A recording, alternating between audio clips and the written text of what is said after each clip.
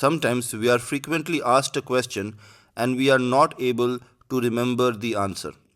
I believe the key to remembering a long answer is to make a story out of it, make an interesting story out of it, because we are quite capable of remembering stories.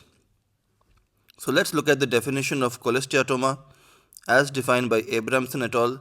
Let's make a story out of it, and hopefully this process will help students and others.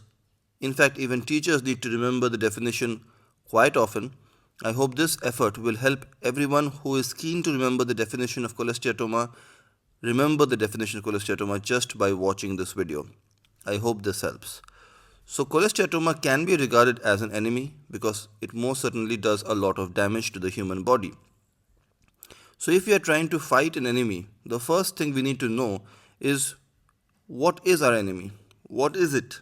Is it a man? Is it an object? Is it a virus? We first need to know what it is. The second thing we need to know is, what does it look like? What does our enemy look like? The third question we should ask is, what is our enemy capable of doing? And the final question we should ask, fourth and final question, what are the challenges that we might encounter when we try to defeat our enemy? Let's try to answer these four questions, and in doing so, I hope we will be not only able to define cholesteatoma in the best way possible and also easily retain the definition so that we can answer this question with confidence whenever we are asked, either when a teacher is asked this question by a student or when a student is asked this question by a teacher.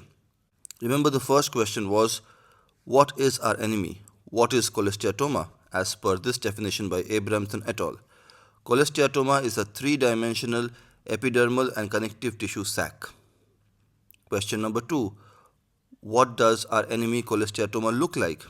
Cholesteatoma conforms to the architecture of the middle ear, attic and mastoid. Third question. What is our enemy cholesteatoma capable of doing? Cholesteatoma has a capacity for progressive and independent growth at the expense of the underlying bone. And the fourth and final question is, what are the challenges that we might encounter in trying to defeat our enemy cholesteatoma? Cholesteatoma has a tendency to recur after removal. So we had 4 questions, we now have 4 answers. If we incorporate all these questions and answers and try to remember this as a story of how to defeat cholesteatoma, our enemy, I hope we will be able to both understand and remember the definition of cholesteatoma provided by Abramson et al. Let's put them all together, and finally let's tell the definition of cholesteatoma as per Abramson et al. Cholesteatoma is a three-dimensional epidermal and connective tissue sac conforming to the architecture of the middle ear, attic and mastoid, with a capacity for progressive and independent growth at the expense of the underlying bone and a tendency to recur after removal. I hope this helped in not just defining cholesteatoma, but in explaining an easy-to-use method to remember the definition of cholesteatoma. Thank you for watching this video. Take care, bye-bye, and if you want me to define any other disease entities or any other question that you might have in mind regarding the subject of ear, nose, throat and head and neck surgery, let me know in the comment section.